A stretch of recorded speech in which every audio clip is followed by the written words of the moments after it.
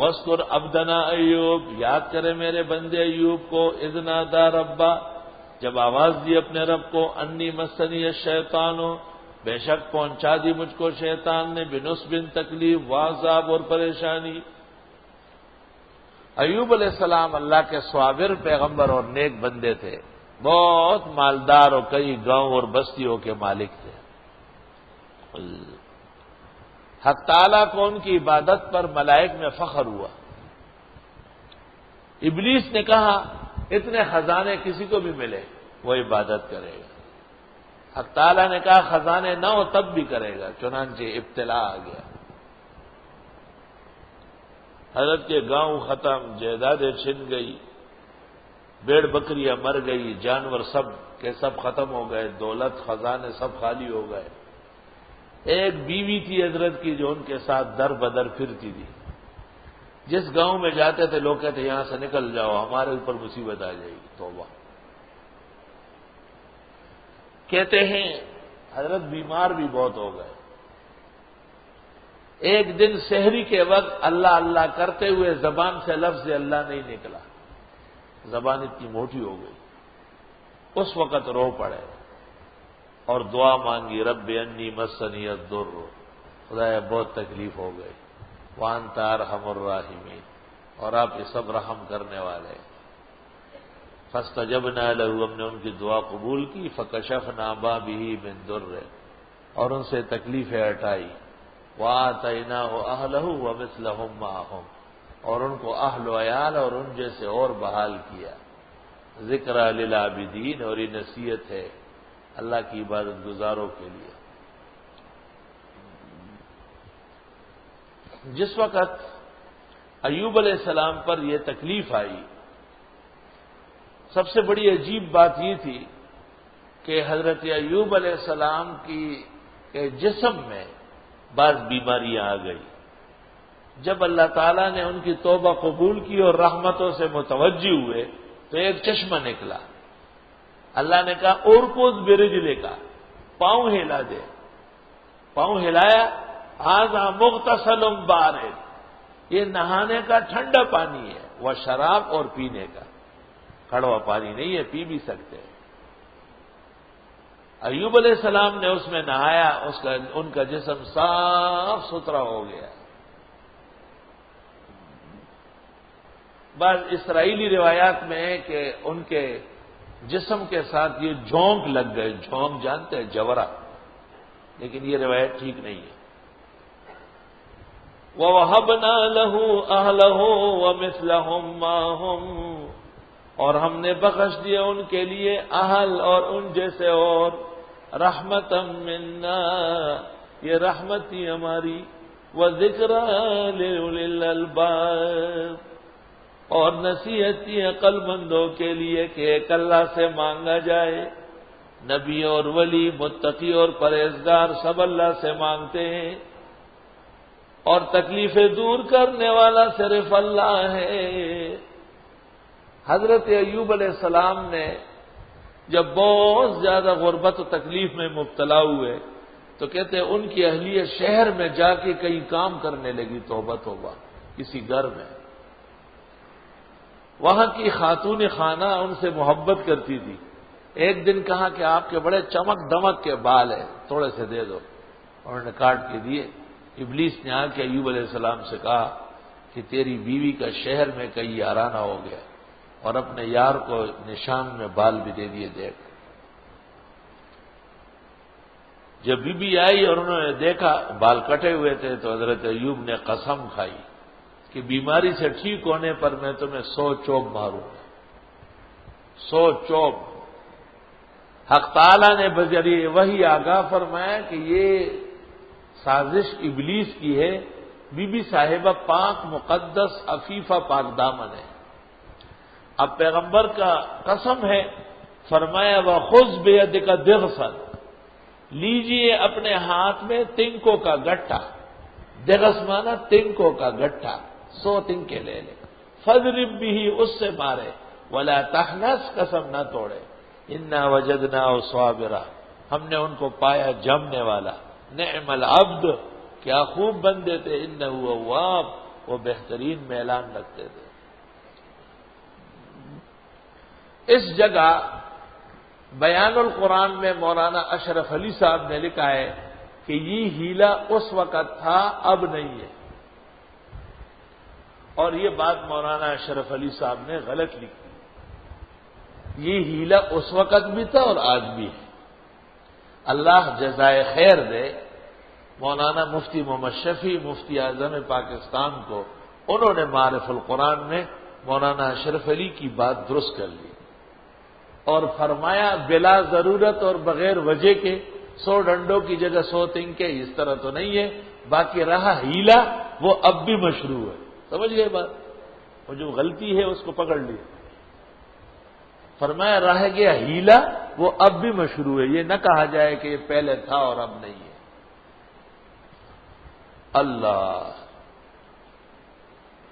وَاذْكُرْ عِبَادَنَا ابراہیم و اسحاق و یعقوب، یاد کرو میرے بندوں کو، حضرت ابراہیم، حضرت اسحاق، یعقوب کو، اولي الایدی والابصار، یہ ہاتھوں والے اور آنکھوں والے تھے، ہاتھوں سے کام کرتے تھے، آنکھوں سے دیکھتے تھے۔ اللہ تعالیٰ نے آپ کو ہاتھ دیے، آنکھیں دیے، دیکھ کے کام کرو۔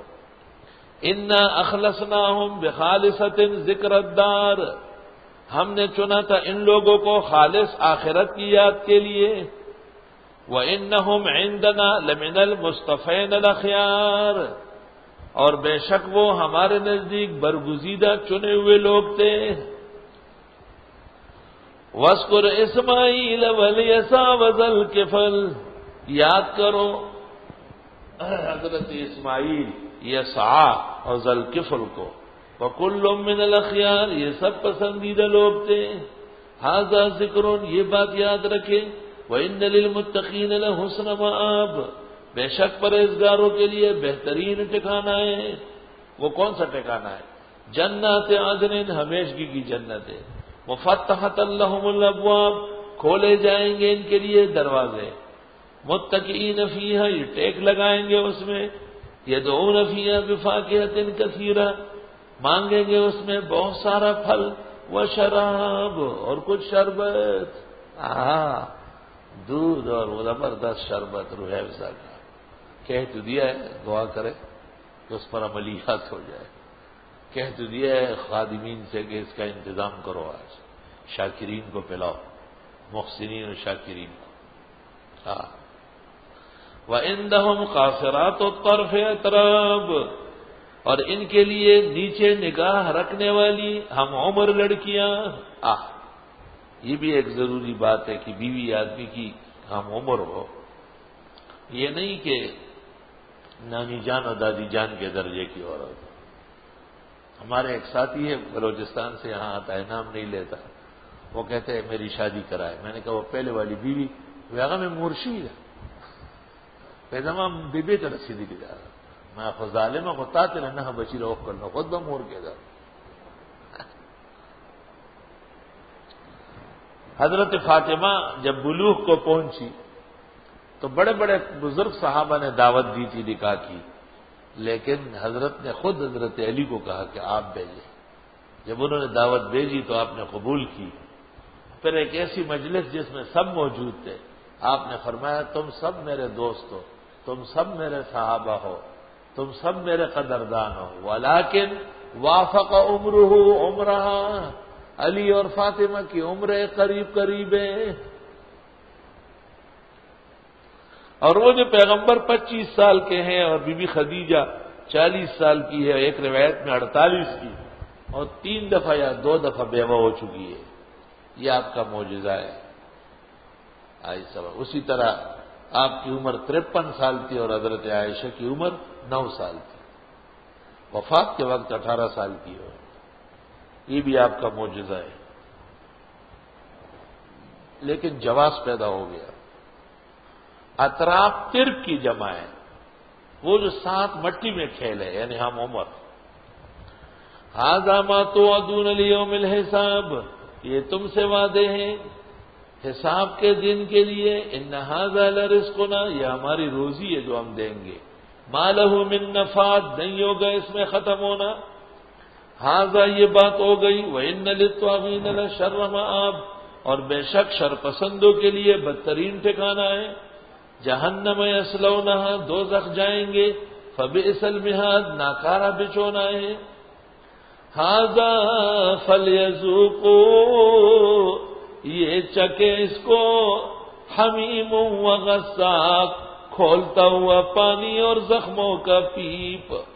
وآخر من شکلہ ازواج، اور اس جیسی اور چیزیں قسم قسم. ھذا فوج مقتحم معکم، یہ ایک جتھا ہے جو گھستا ہے تمہارے ساتھ. لا مرحبا بہم، ان کے لیے خوشی نہ ہو. انہم صال النار، یہ جہنم جانے والے ہیں. قالوا بل انتم، وہ جہنمی کہیں گے بلکہ تم. لا مرحبا بکم، نہ خوش آمدی ہو. انتم قدمتموہ لنا، تم نے یہ مصیبت آگے بھیجی ہمارے لیے. فبئس القرار، کیا ناکارہ جائے قرار ہے. قالوا ربنا من قدم لنا ھذا، کہیں گے پروردگار جس نے آگے بھیجا ہمارے لیے یہ تکلیف ہے. فزدہ عذابا ضعفا فی النار، پس بڑھا دے اس کو عذاب دو چند آگ کی. وقالوا ما لنا لا نرى رجالا، کہیں گے کیا ہوا ہمیں دیکھتے نہیں کچھ لوگوں کو. كنا نعدهم من الاشرار، جن کو ہم گنتے تھے شرپسند. اتخذناهم سخریا، ہم سمجھتے تھے ان کو ہنسی مذاق. ام زاغت عنهم الابصار، یا ہٹ گئی ان سے ہماری نگاہیں. ان ذلک لحق تخاصم اہل النار، بے شک یہ برحق جھگڑا ہے جہنمیوں کا. آپس میں لڑیں گے جھگڑیں گے، معلوم آپس میں جھگڑے دوزخیوں کے کام. اہل جنت کبھی بھی آپس میں جھگڑا نہیں کرے گا. استاد محترم سے میں نے جو ترجمہ قرآن پڑھا تھا تو دوسری مرتبہ یہاں تک پہنچا اور پھر آنا ہوا اور بقیہ رہ گیا ہے. ایک دفعہ تو مکمل ہو گیا، دوسری